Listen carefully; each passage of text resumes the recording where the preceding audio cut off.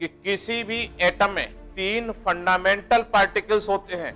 एक इलेक्ट्रॉन जिस पर नेगेटिव चार्ज होता है, दूसरा प्रोटॉन जिस पर पॉजिटिव चार्ज होता है, और तीसरा न्यूट्रॉन जिस पर कोई भी चार्ज नहीं होता है।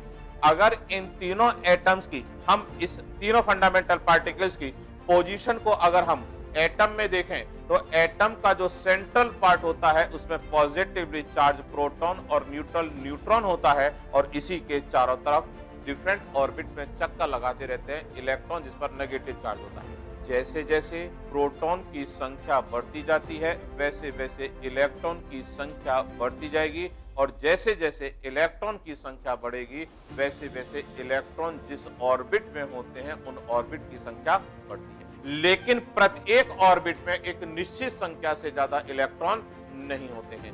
जैसे पहली ऑर्बिट है तो अधिकतम 2, दूसरी है तो अधिकतम 8, 32 इलेक्ट्रॉन से ज्यादा नहीं होते हैं। अगर किसी भी एटम की आउटर मोस्ट ऑर्बिट में नंबर ऑफ इलेक्ट्रॉन एक डेफिनेट नंबर से कम होते हैं तो इसी को पूरा करने के लिए ये अपने जैसे किसी दूसरे एटम के साथ इलेक्ट्रॉन का रीडिस्ट्रीब्यूशन यानी पुनर्वितरण करता है, और इलेक्ट्रॉन के रीडिस्ट्रीब्यूशन से दोनों एटम्स के बीच में एक अट्रैक्शन फोर्स डेवलप होता है, और इसी अट्रैक्शन फोर्स को हम केमिकल बॉन्डिंग कहते हैं। और इलेक्ट्रॉन के रीडिस्ट्रीब्यूशन की इस प्रोसेस को केमिकल रिएक्शन यानी रासायनिक प्रक्रिया कहते हैं।